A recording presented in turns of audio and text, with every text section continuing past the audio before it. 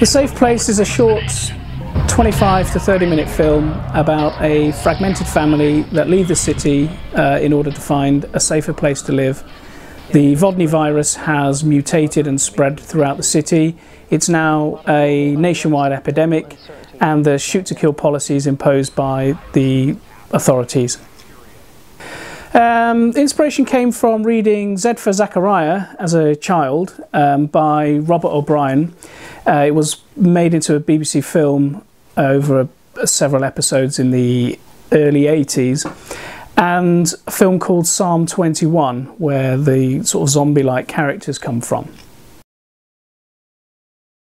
Quite a lot of planning as far as the locations of where certain scenes would be shot, the planning in relationship to the actors, in relationship to the budget, in relationship to the script, and having a script which is believable, and a range of things that happen within the plot which are reasonable and realistic, and even the zombie-like characters themselves, having them more realistic than conventional zombie characters.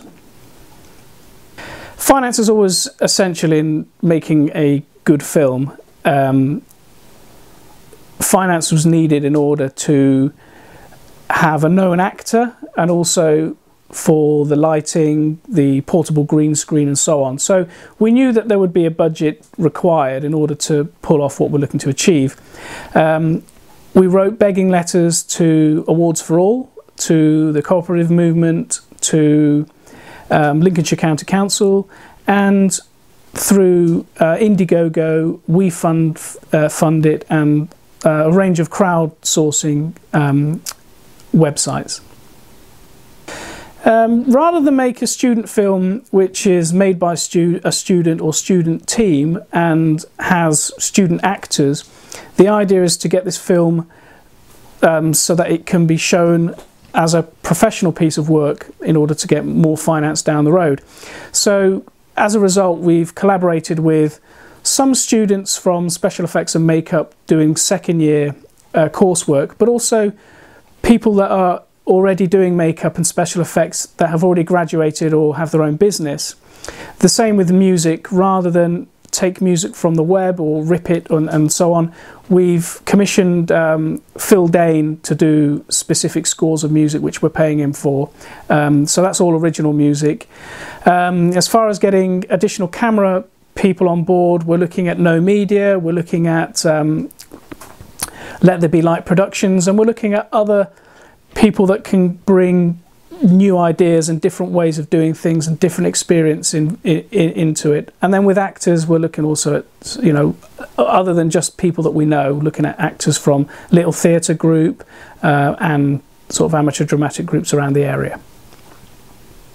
Physical camera equipment, we're looking at Canon 550s, we're looking at EX3s, we're looking at other equipment that we haven't messed about with yet, so possibly some head cams, possibly some smaller cameras that can be used for in-car shots.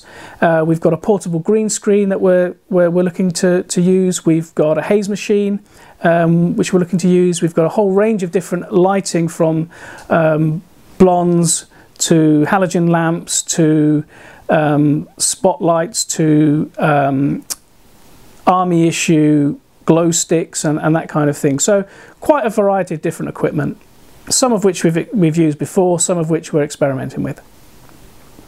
Sure, because it's accumulation of 3 years worth of work, it's taken on board some of the filming techniques and some of the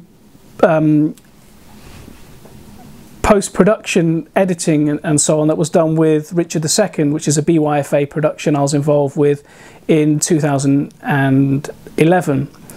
It's special because it's using 3 locations which are all nearby to each other, so as far as the logistics of it all, it can be panned out and work together quite well. And it's special because we're not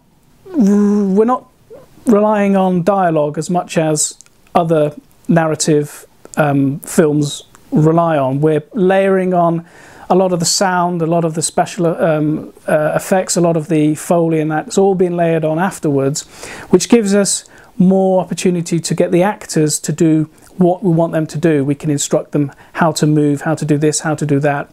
And it's special because we're using some techniques with special effects with the zombie characters that I've never used and done before. The collaboration is just really a case of finding out what you need help with. With any film, you're only as good as the team that you work with. Your film is only ever going to be as good as the team that is supporting you and that you're working with. If there's something that I can't do, rather than try and do it to the best of my ability, but know that that wouldn't be visually appealing, or it wouldn't look as it should, or the script won't work as it should, or whatever, it's getting people on board who have a specific talent which allows them to get across sort of their message. So collaboration I found fairly easy. It's not been as difficult as I thought it would be, mainly because it's a case of having something to show somebody, this is what the film's going to look like, this is what it's all about, getting them to believe in the film, getting them to understand fully what it's all about. It's all been planned out before I go knocking on anyone's door. And they want to be involved because if they're a filmmaker, they want to pick up a camera, they want to make a film. If they're into editing, they want to edit, they want to make a zombie character that looks as good as it possibly can. If they do music, they want to create a piece of music that will be on a film that they can get in the titles with. So collaboration's out there. It's just a case then of constantly keeping them updated, constantly letting them know that, you know, they are needed and, you know, what time frames we're looking at. Luckily, this is before we're even going to shoot, so there are no pitfalls at the moment. I think the only thing I did find most troubling was to get the weapon, which is the Glock, which Miriam, the main character, has. It's a replica weapon, so it does what a Glock does. Getting one of them in black colour is very difficult because you have to either be a filmmaker and you have to prove that it's going to be used as a prop in a film, or you have to be part of a gun club or airsoft or whatnot. So that was a bit difficult just to get that weapon there. But, you know, we got it. The safe place, if there were any sort of couple of films that it was going to mimic, it would mimic sort of 28 days, 28 weeks later, although the characters aren't full of rage. They're more zombie-like characters, but they move fast. They're not like conventional zombies that are slow and, you know, and drag themselves along. So it's a bit like 28 Days Later as far as the characters would go, the zombie characters. They physically would look more subtle, so things like The Ring, things like darkness, things like Psalm 21, where the characters are pitch white, chalky white, and they've got a couple of features like black eyes and the mouths are sort of bleeding and that kind of thing. So a subtle version of a zombie would be the characterization of them. Well, research-wise, we've looked at films that relate around contagion, around epidemics, pandemics, things like virus, things like outbreak, things like contagion, where this kind of scenario that the families found themselves in is a result of infected water. So how that virus would mutate and transfer on through the population. So the physical, that sort of thing is what we're looking at for the storyline. As far as the zombie characters go, it's just looking at what other zombie films are out there and what we want to mimic. So, you know, bit of Wreck, a bit of Quarantine, bit of Wreck 2, a bit of Psalm 21. That's the research. Well, we've been successful getting just shy of £7,000 at the moment in order to make the film, so there is interest out there, and you know, the idea is to make this film broadcast ready and to have an own actor in it and to make it as best as we possibly can in order to then show it to somebody that will take you more seriously and say, okay, this is what I've done on a smallish budget, let's see what we can do with more. And the idea is it to be a stepping stone to make a similar film, if not a remake, and extend it out to a feature of sort of 90 minutes or whatever.